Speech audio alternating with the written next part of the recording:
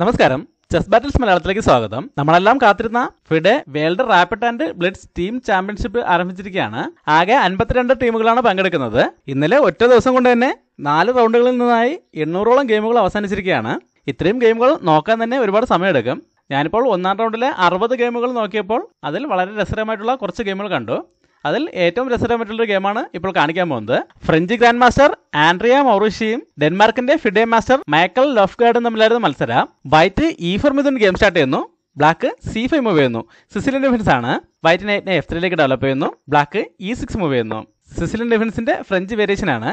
White D4 move കൊണ്ട് ഒരു pawn exchange offer ചെയ്യുന്നു. ബ്ലാക്ക് പോൺ വെച്ച് പോണിട്ടുന്നു. വൈറ്റ് ക്വീന് വെച്ച് തിരിച്ചോട്ടുന്നു. ബ്ലാക്ക് നൈറ്റിനെ C6ലേക്ക് ഡെവലപ്പ് ചെയ്തുകൊണ്ട് ക്വീനെതിരെ അറ്റാക്ക് കൊടുക്കുന്നു. വൈറ്റ് ക്വീനെ E3ലേക്ക് മൂവ് ചെയ്യുന്നു. ബ്ലാക്ക് അടുത്ത നൈറ്റിനെ F6ലേക്ക് ഡെവലപ്പ് ചെയ്യുന്നു. വൈറ്റ് നൈറ്റിനെ C3ലേക്ക് ഡെവലപ്പ് ചെയ്യുന്നു. ഇവിടെ ബ്ലാക്ക് D6 മൂവ് ചെയ്യുന്നു. വൈറ്റ് B3 മൂവ് ചെയ്യുന്നു.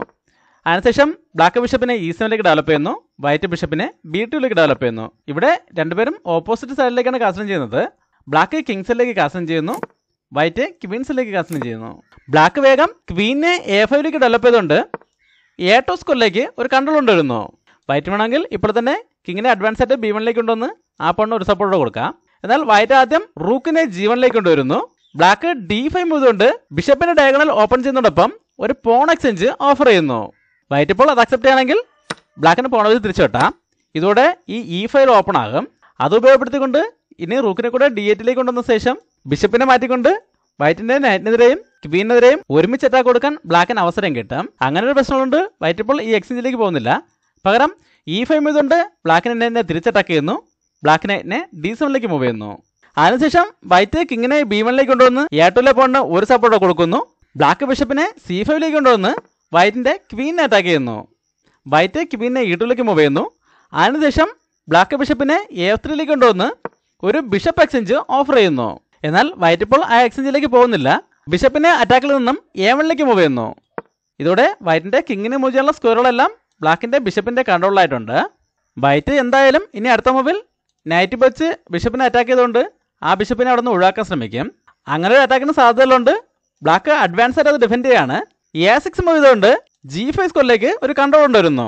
ഇതോടെ ക്വീൻ സൈഡ് ഏകദേശം ബ്ലാക്കിന്റെ കൺട്രോളിലായിട്ടുണ്ട്.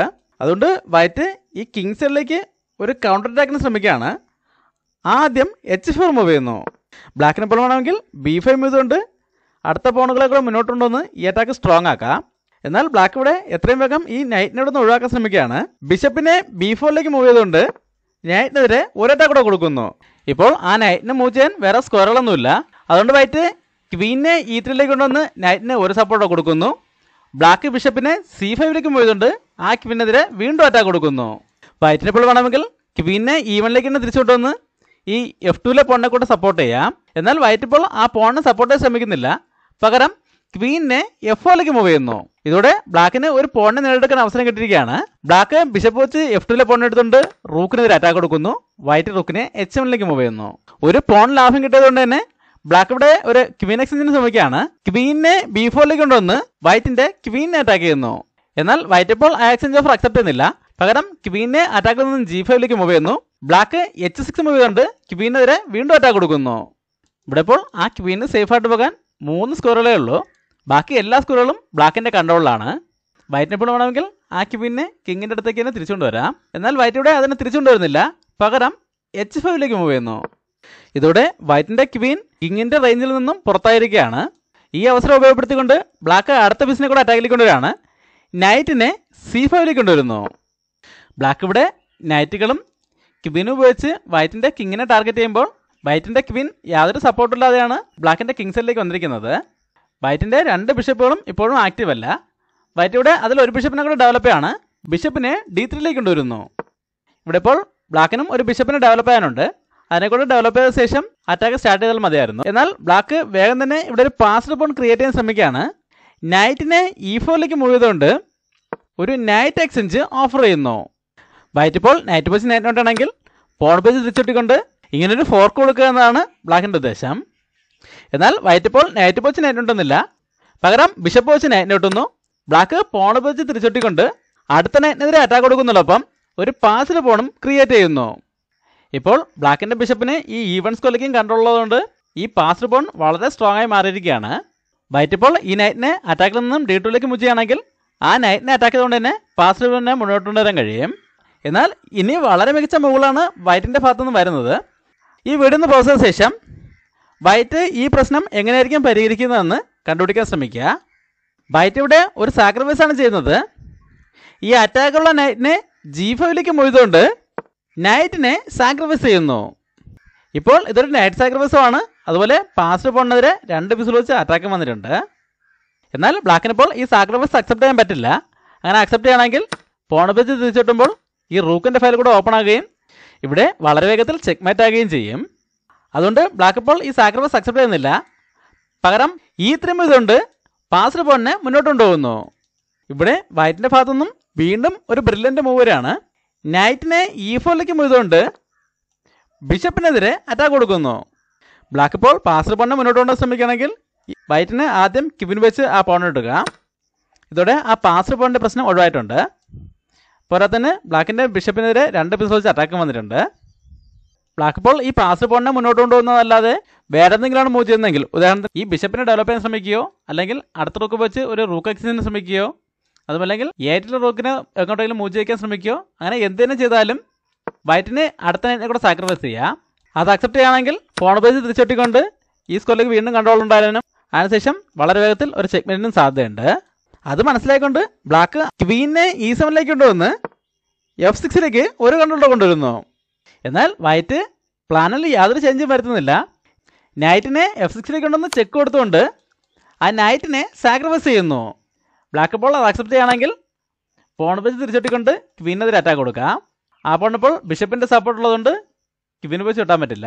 ഇപ്പോൾ ക്വീൻ അറ്റാക്കിൽ നിന്നും എങ്ങോട്ട് തന്നെ മാറിയാലും അടുത്ത മൂവിൽ ക്വീൻ വെച്ച് H6 പോൺ ഇട്ടിട്ടുകയും വളരെ വേഗത്തിൽ ചെക്ക്മേറ്റ് ചെയ്യുകയും ചെയ്യാം. അങ്ങനെ ഒരു പ്രശ്നമുള്ളതുകൊണ്ട് ബ്ലാക്ക് ഇപ്പോൾ ഈ സാക്രിഫൈസ് അക്സെപ്റ്റ് ചെയ്യുന്നില്ല. പകരം കിങ്ങിനെ H8ലേക്ക് മൂവ് ചെയ്യുന്നു. വൈറ്റ് നൈറ്റിനെ അറ്റാക്കിൽ നിന്ന് മാറ്റാണ്. നൈറ്റിനെ G4ലേക്ക് മൂവ് ചെയ്തുകൊണ്ട് ബിഷപ്പിനെതിരെ അറ്റാക്ക് കൊടുക്കുന്നു. ഈ മൂവിന് പിന്നിൽ 2 ഉദ്ദേശങ്ങളുണ്ട്. ഇവിടെ ഇപ്പോൾ ബ്ലാക്കിന് ഏറ്റവും ഫീഷനായിരുന്ന ഒരു നൈറ്റ് ഇവിടെ നിന്ന് ഒഴിവായിട്ടുണ്ട്. ഇപ്പോൾ അടുത്ത നൈറ്റിനെതിരെ പോൺ പേജ് അറ്റാക്ക് ഉണ്ടെങ്കിലും പോൺ പിന്നിങ്ങിലായത് കാരണം വെട്ടിയെടുക്കാൻ പറ്റില്ല.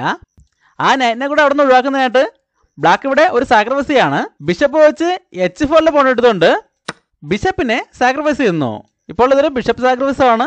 അതുപോലെ വൈറ്റിൻ്റെ നൈറ്റിനെതിരെ 3 പീസിൽ വെച്ച് അറ്റാക്കും വന്നിട്ടുണ്ട്.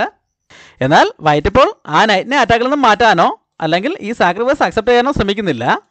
ഇവിടെ വീണ്ടും ഒരു സാക്രിഫൈസ് ചെയ്യാണ്. നൈറ്റ് വെച്ച് H6 പോൺ എടുത്തുകൊണ്ട് 2 നൈറ്റുകളെയും ഒരുമിച്ച് സാക്രിഫൈസ് ചെയ്യുന്നു.